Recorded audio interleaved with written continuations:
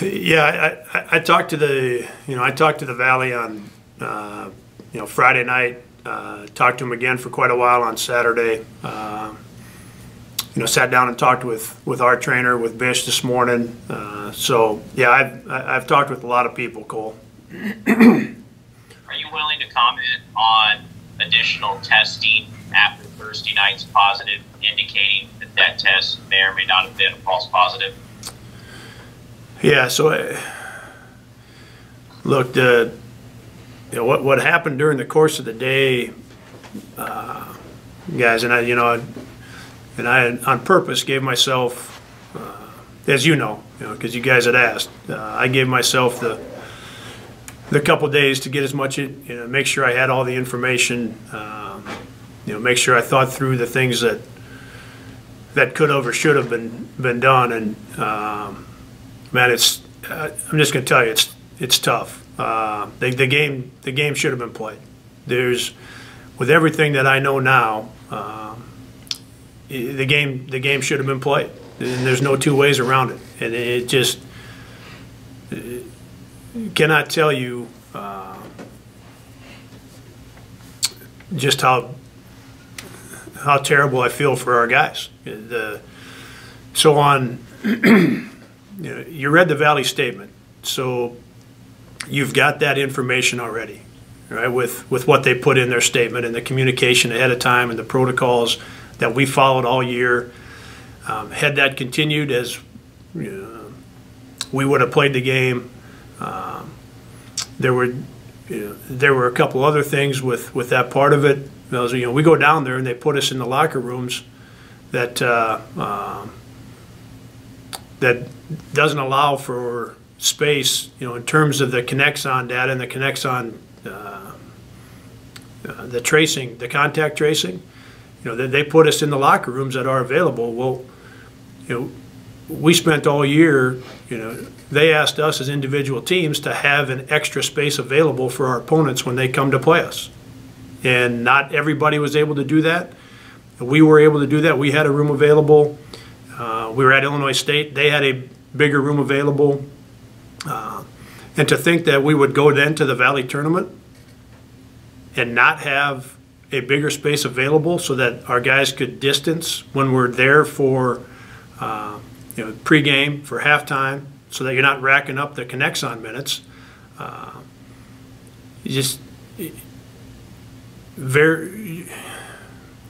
The communication, the planning, the organization, that part of it, is just hard to fathom.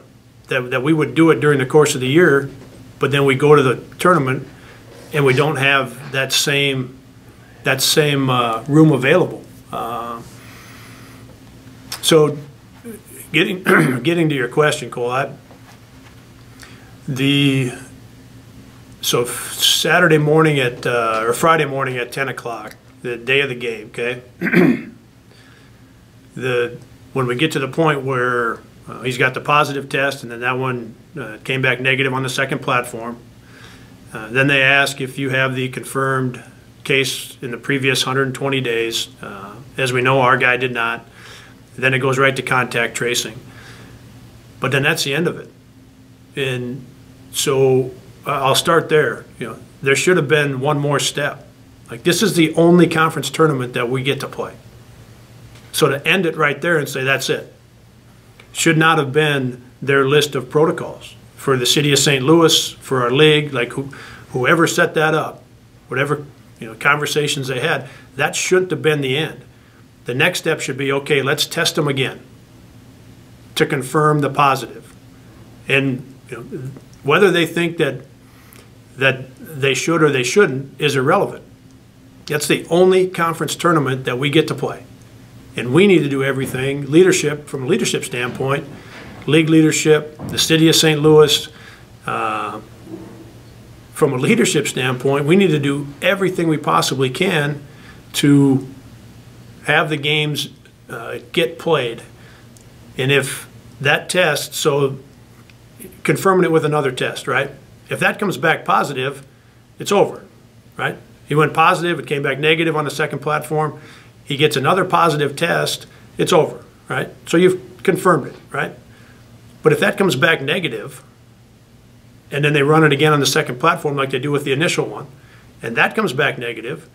Now you've got a positive on Thursday night, but you've got a negative, and then the next test to confirm it gives you a negative and a negative. You got a lot to talk about then. You know, at that point, there's a lot of discussion to have. Like, okay, wait a minute now. There's a chance it's a false positive. Without getting into all of that, the scientific part of it, guys. But so that my point is, if you've got a tournament to play, and your job is to do everything you can to make sure that that it gets played, there should have been a third step of, hey, we're going to take another test to confirm the positive. Like if that thing, they said that's the gold standard. It's 99.9 whatever percent. Like once it tests positive, you can't overturn it. Well, if that thing is so reliable and it's 99.9% gold standard, then why wouldn't you just test them again? I mean, if there's no chance that it's wrong, test them again and get another positive. The problem is you tested them again and it came back negative later in the day on the second platform, and then it came back negative after the decision was made. So had we tested him right away in the morning, guys, had he tested right away in the morning, we would have had that information earlier in the afternoon. So I just, you know, I was hoping by today I'd have some information that would make more sense, but I don't have any. Everything I've got is that game should have been played. And whoever was on the call, City of St. Louis, Valley, administration from both schools, like whoever was on that call, they made a huge mistake. Anyone who advocated for not playing the game made a huge mistake. And the fact that they they didn't have it in place to retest a positive, whether it was us or anybody else, that should have been part of the protocol going in. If there is a positive, we're going to retest them just to make sure, because this is the only tournament we have. This is the only chance for teams that aren't getting in that large bid to win this tournament to go on to the NCAAs. So it was very clearly that in Bradley's situation, they would listen to retest because there wasn't a prior infection. That being the main difference here between No. So both Bradley player and the Northern Iowa player were positive, okay, the night before. They automatically run that on the second platform. That's part of their protocol, which is the right thing to do, okay? In both cases, they both came back negative, okay? Then they asked the question, have they had a confirmed positive in the last 120 days? The answer for the Bradley player was yes. And because he'd had a confirmed positive, that second platform that showed up negative, okay, the test that showed up negative, that's just picking up some residual, okay? So they're able to move on and say, hey, he's already had it. That's just picking up a little residual. We can go on and he's good, okay? In our case, our guy did not have a confirmed positive. And that's where it ended. Instead of going to one more step and saying, hey, he didn't have the confirmed positive, so we can't say for sure if it's residual or he's got it's just starting. And going to one more step of saying, let's test him again. And if we retest him, when we retest him, if that comes back positive and confirms our original positive, then he's out, right? The fact that we didn't have that next step, guys, is what I'm disappointed in. Okay, I'm good with the first test, the second test, the asking if they've already had it, like what happened with the Bradley player, what happened with our player, but why we didn't have one more step in the protocols. Back to my point, this isn't you can't cancel the game and then replay it. Like our league did a great job of playing all 90 games, right? And that's something that we should feel good about as a league. But during the course of the regular season, you can cancel a game and you can make it up. So that's part of being able to play all those games. In a conference tournament, you can't cancel it and make it up. So everything that went in terms of planning and discussions and protocols needed to be 100% right. And then when we had the situation we had, our job as leaders is to figure out every path possible to get to the bottom of it and make it right. And the only thing you can do at 10 in the morning is retest him. If we would have retested him at 10 in the morning, we would have had the two negatives back by mid-afternoon. And if we have the two negatives back by mid-afternoon, that's part of the discussion. and that conversation may go a different way. So my level of disappointment is, I thought it was high when I got the word at 4:30, and it's higher now. Ben, when it comes to Elgin and the conference and this miscommunication, I think I speak for many people about, Doug's track record speaks for itself. So what kind of detail were you given, if any, at any point about how this epic miscommunication happened? Because I imagine there's a lot of conversations that have to happen between the St. Louis City Board of Health and the Valley before this even gets off the ground, that, hey, yeah, you can play this tournament this year at Enterprise Center. Whether it was Doug or any other official, was there any detail about, hey, yeah, this was the example of where the communication broke down and how we came up short?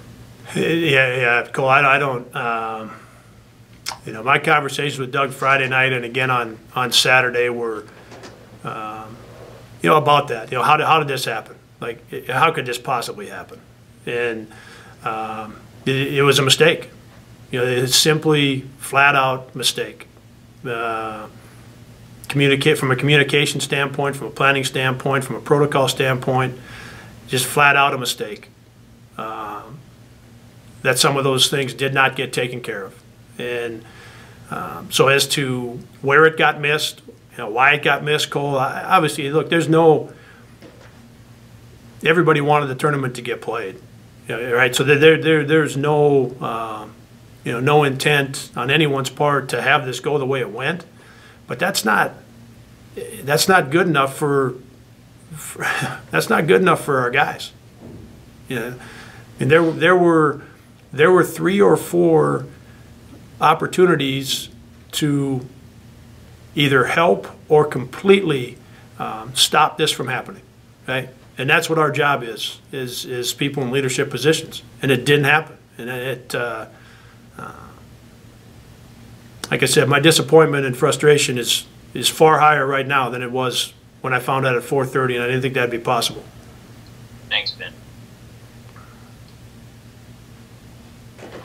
Hey, Jake, I know now's probably not the time that these thoughts are running through your head, but just how do you kind of progress into the off season with, another kind of incomplete feeling, at the end of the year? And I mean, how do you kind of hurdle this stunned, disappointing, all those negative emotions that you talked about?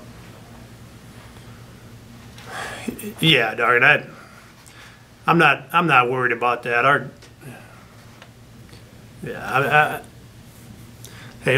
Our guys will get past it, in our team and our program will get past it. I'm not concerned about that at all. I'm